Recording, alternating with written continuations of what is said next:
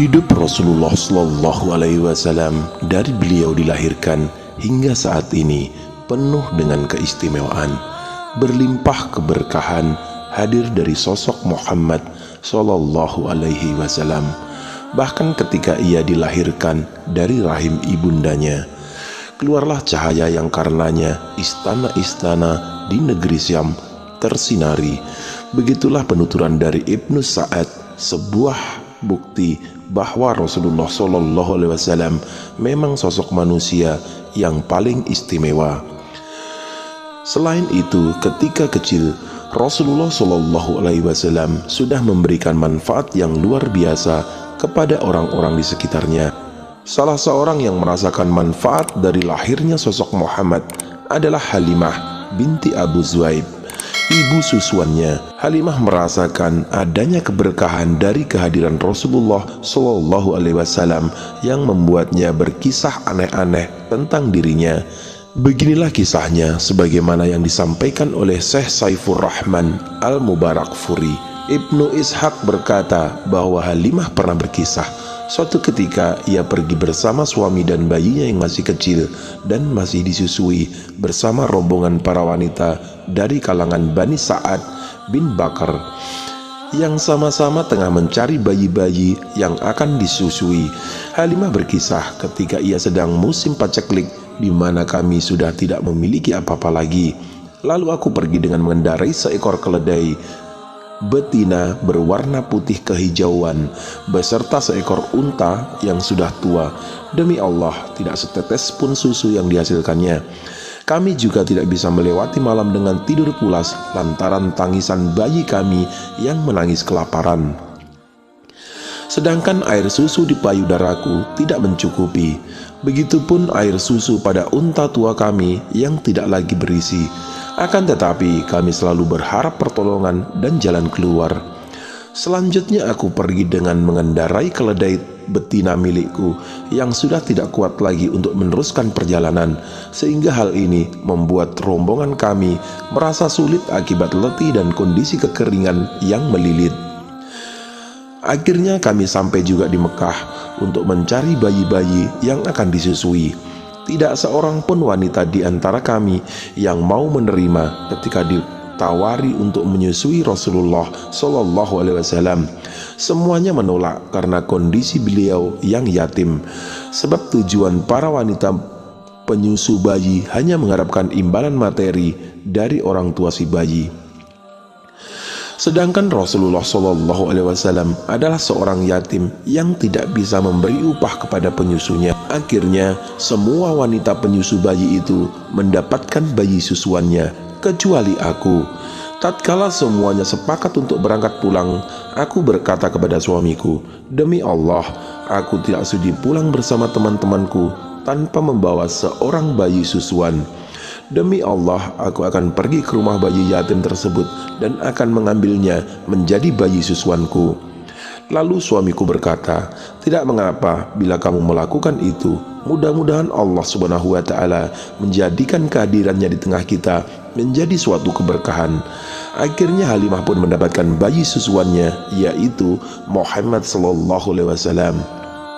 Halimah pun melanjutkan, "Setelah itu aku kembali dengan membawanya menuju tungganganku. Ketika dia kubaringkan di pangkuanku, kedua susuku seakan menyongsongnya untuk menetei seberapa dia suka. Dia pun meneteknya hingga kenyang. Dilanjutkan kemudian oleh saudara susuannya, bayiku, hingga kenyang pula. Kemudian keduanya tertidur dengan lelap, padahal sebelumnya tak bisa memicingkan kedua matanya karena tangis bayi tersebut." Suamiku memeriksa unta tua milik kami dan ternyata susunya sudah berisi. Lalu dia memerahnya untuk diminum. Lalu dia meminum dan aku juga ikut meminum hingga kami berdua kenyang. Pada malam itu adalah malam tidur terindah yang pernah kami rasakan, di mana kami tidur dengan lelap. Pada pagi harinya suamiku berkata, "Demi Allah, tahukah engkau, wahai Halimah, kamu telah mengambil manusia yang diberkahi." Aku menimpali, "Demi Allah, aku berharap demikian." Kemudian kami pergi lagi. aku menunggangi keledai betinaku dan membawa serta Muhammad SAW di atasnya. Demi Allah, keledai betinaku sanggup menempuh perjalanan jauh yang tidak sanggup dilakukan oleh unta-unta merah mereka. Sehingga teman-teman wanitaku dengan penuh keiranan berkata kepadaku, "Wahai Halimah, ada apa denganmu? Kasihanilah kami. Bukankah keledai ini yang engkau tunggangi ketika pergi?" Aku menjawab, "Demi Allah, inilah keledai yang dulu itu." Mereka berkata, "Demi Allah, pasti ada sesuatu dengan keledai ini." Kemudian sampailah kami di perkampungan Bani Sa'ad. Sejak kami pulang dengan membawa Muhammad SAW sebagai bayi susuan, kambingku tampak dalam keadaan kenyang dan air susunya banyak sehingga kami dapat memerahnya dan meminumnya, padahal orang lain tidak mendapatkan setetes air susu pun meskipun di kantong susu kambing. Selain itu, ketika Muhammad SAW masih kecil, dadanya dibelah oleh malaikat Jibril, kemudian dibersihkan jantungnya dari segala kotoran dan penyakit hati.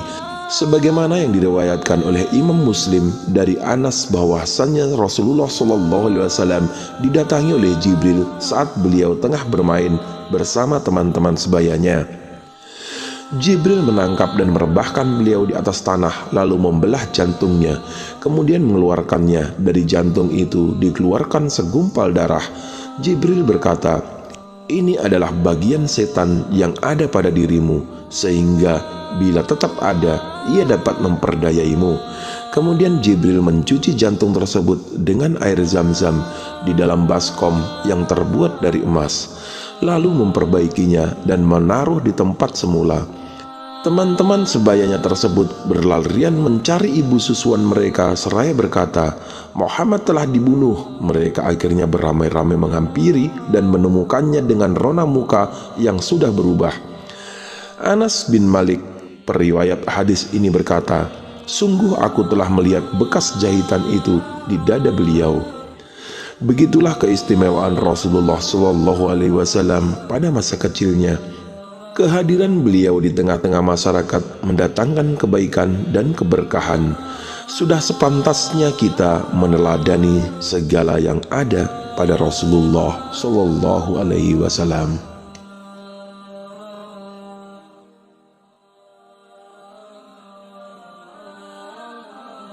Kisah ini dari hari-hari bersama Rasulullah oleh Genta Hidayah.